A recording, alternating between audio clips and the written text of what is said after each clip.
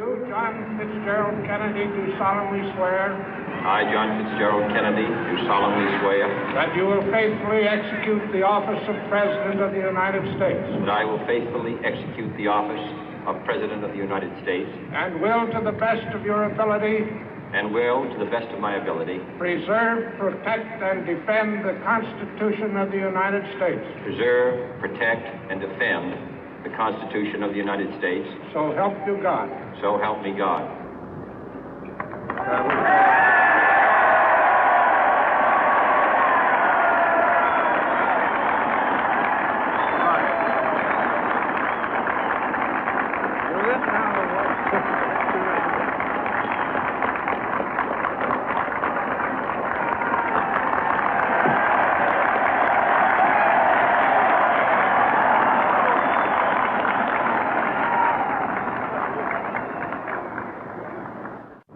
Vice President Johnson, Mr. Speaker, Mr. Chief Justice, President Eisenhower, Vice President Nixon, President Truman, Reverend clergy, fellow citizens.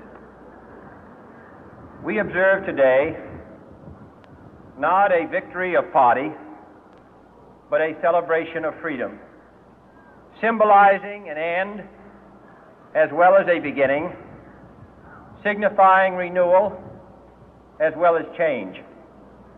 For I have sworn before you and Almighty God the same solemn oath our forebears prescribed nearly a century and 3/4 ago. The world is very different now, for man holds in his mortal hands the power to abolish all forms of human poverty and all forms of human life. And yet the same revolutionary beliefs for which our forebears fought are still at issue around the globe. The belief that the rights of man come not from the generosity of the state, but from the hand of God. We dare not forget today that we are the heirs of that first revolution. Let the word go forth from this time and place to friend and foe alike that the torch has been passed to a new generation of Americans born in this century, tempered by war, disciplined by a hard and bitter peace, proud of our ancient heritage, and unwilling to witness or permit the slow undoing of those human rights to which this nation has always been committed and to which we are committed today at home and around the world.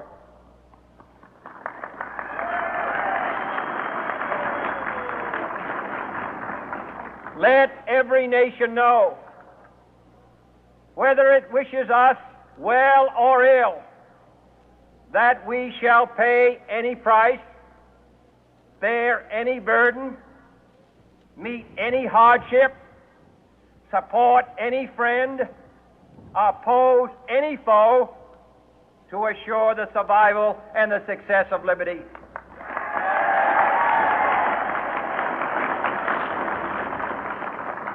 This much we pledge and more.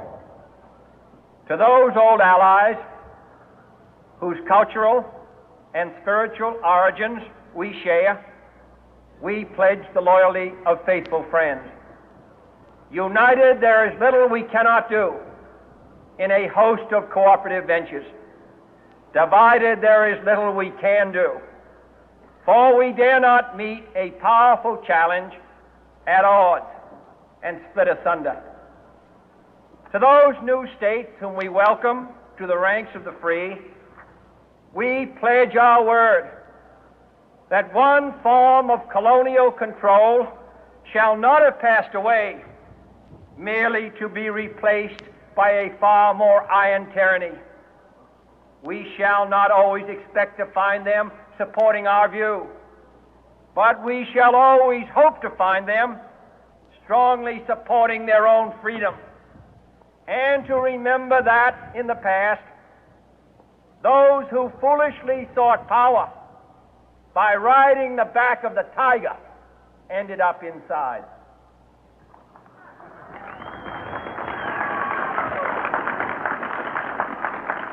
To those people in the huts and villages of half the globe struggling to break the bonds of mass misery, we pledge our best efforts to help them help themselves for whatever period is required, not because the communists may be doing it, not because we seek their votes, but because it is right. If a free society cannot help the many who are poor, it cannot save the few who are rich.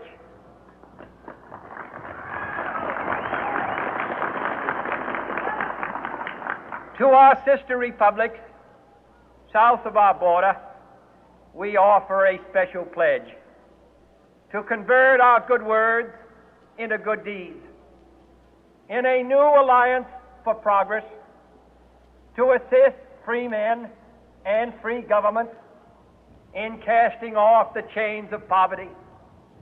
But this peaceful revolution of hope cannot become the prey of hostile powers. Let all our neighbors know that we shall join with them to oppose aggression or subversion anywhere in the Americas. And let every other power know that this hemisphere intends to remain the master of its own house.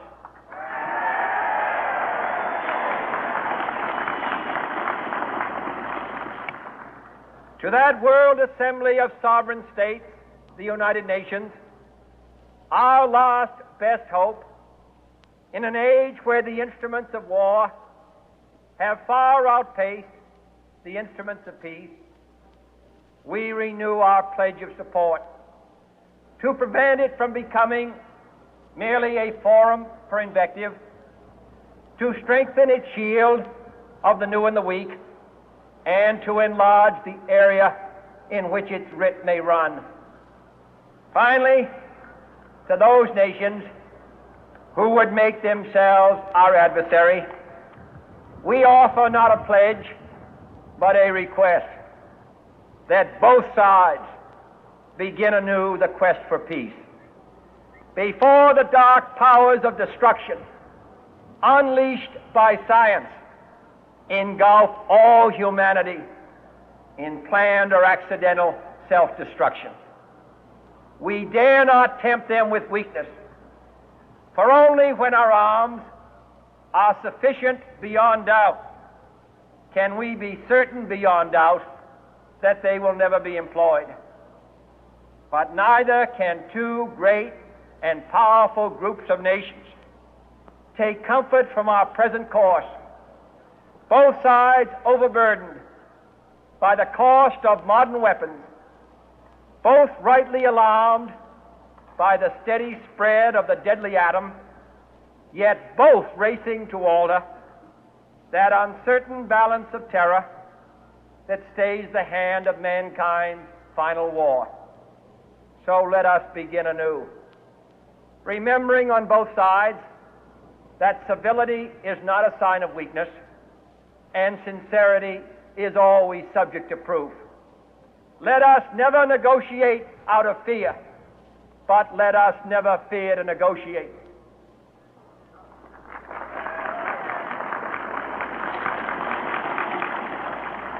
Let both sides explore what problems unite us, instead of belaboring those problems which divide us. Let both sides, for the first time, formulate serious and precise proposals for the inspection and control of arms, and bring the absolute power to destroy other nations under the absolute control of all nations.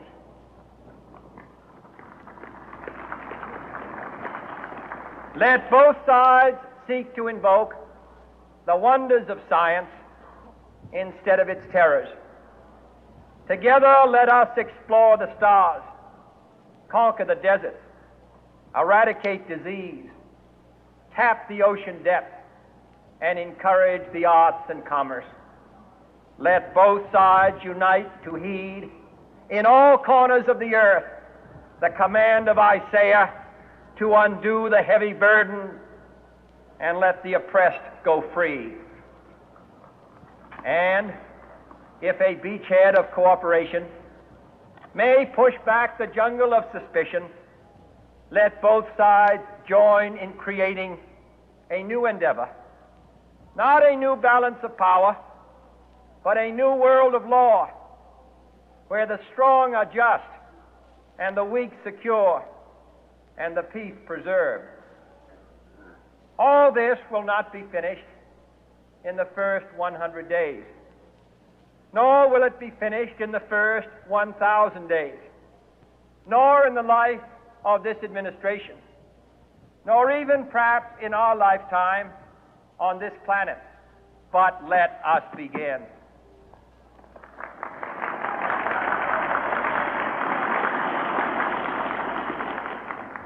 In your hands, my fellow citizens, more than mine, will rest the final success or failure of our course.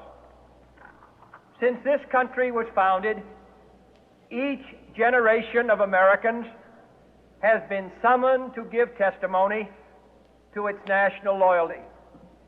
The graves of young Americans who answered the call to service surround the globe. Now the trumpet summons us again, not as a call to bear arms, though arms we need, not as a call to battle, though in battle we are, but a call to bear the burden of a long twilight struggle, year in and year out, rejoicing in hope, patient in tribulation, a struggle against the common enemies of man, tyranny, poverty, disease, and war itself. Can we forge against these enemies a grand and global alliance, north and south, east and west, that can assure a more fruitful life for all mankind? Will you join in that historic effort?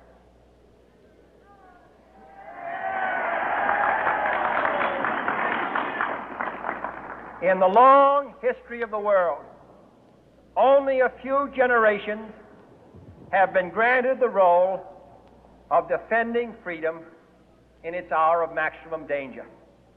I do not shrink from this responsibility. I welcome it.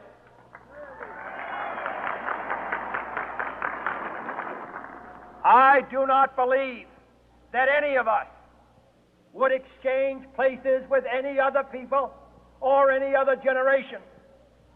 The energy, the faith, the devotion which we bring to this endeavor will light our country and all who serve it. And the glow from that fire can truly light the world. And so, my fellow Americans, ask not what your country can do for you, ask what you can do for your country.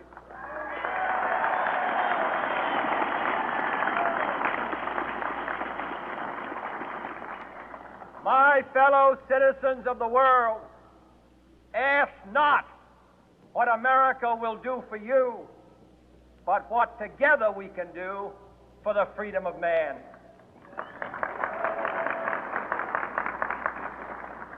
Finally, whether you are citizens of America or citizens of the world, ask of us here the same high standards of strength and sacrifice which we ask of you. With a good conscience, our only sure reward, with history